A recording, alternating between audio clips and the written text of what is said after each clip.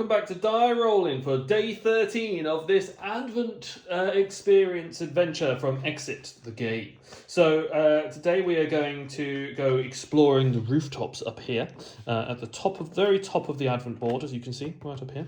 And as the start of every episode, as I usually do, I like to read out a little prologue of where we're going to be.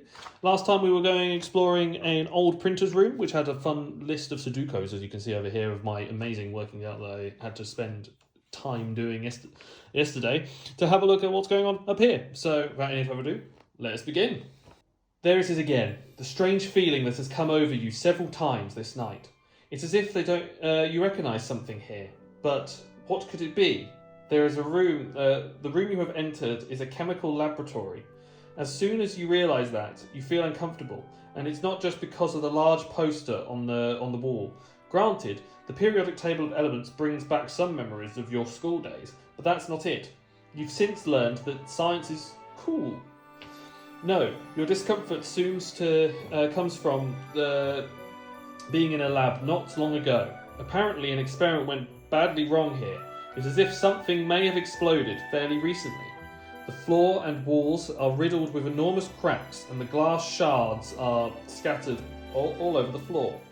Several of the halogen light lamps on the ceiling have broken, and those left bathed in chaos in the laboratory in a diffuse light. Even the digital clock on the wall seems to be broken. You look closer. It has indeed stopped.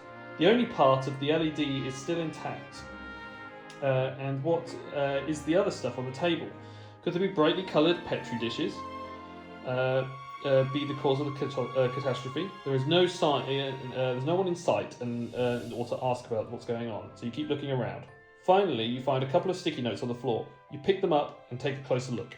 Open door number 13. So let's open up door number 13 and see what's going on inside. So as it looks, as they said on the thing, it's all chaos and destroyed in there. There's like a funky alarm clock on the symbol-looking thing on the wall with like a little, it looks like 5s and 2s and things, like a little clock, and then a periodic table of some form, which may be useful, may not be useful, which you can kind of see there. So let's see what's going on and go through all these messages. So, okay, so we've got a bunch of different messages of different times and values. So let's organise them in historic order, which it looks to be already. And let's go and have a look and see what's going on. So at 2:15 a.m. to 14:45 a.m, the samples were analysed in the laboratory. Professor Erwin the team leader. So that's something happened then. So we're going to put that to one side. Let's put this. Let's put the little notes on the side so you can sort of, or push this back again so you can actually see what's going on. Then at 5:20 to 16:10, the halogen lamps changed in the laboratory. So something happened between that period of time.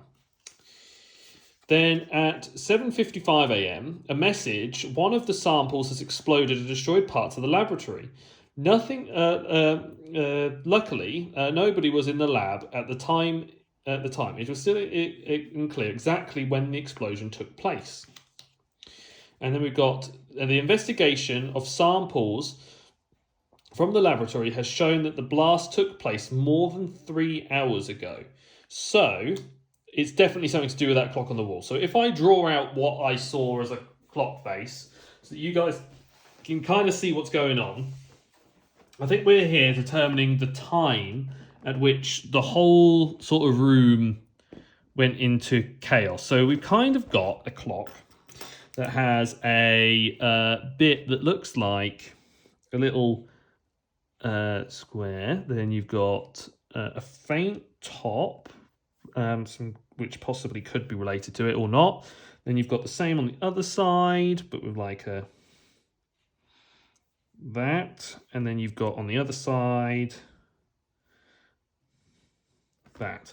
So what we've got is got that sort of time frame, which is going to be our 13th day. Notes. That's day 12. Just for easy to see what's going on, because I'm sort of collating it all in one sort of document to make it easy to view. So from what we can read from here is that they changed the lamps at 6:10. So we know for a fact that this isn't going to be anywhere before before that time. So this 6:10 onwards is when we're looking at.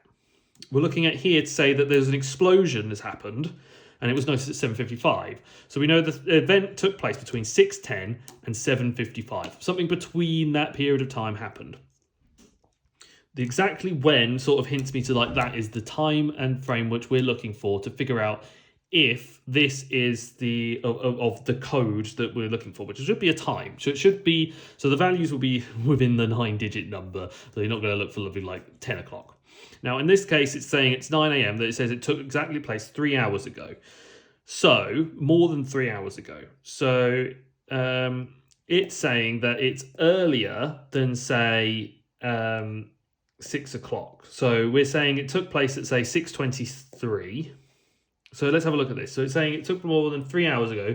So 3 hours before that time is saying it took more than that. So it could still be 6 o'clock. It could be because of the minutes. It's like slightly off. So we could say that the first value is a 6.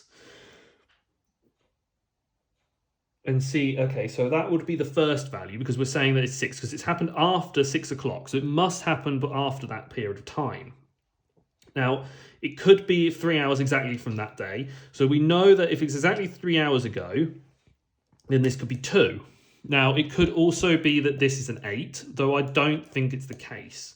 Now, from this, it's saying it's between 7:55 and that. So we know it's not this in the 7 range, and we know it's before that period of time. We know that it's exactly 3 hours ago before that. So we could say that this is 2, because the only number that can seem to fit that is a 2. So we're going to say it's 20 something. So it's 20 minutes past something.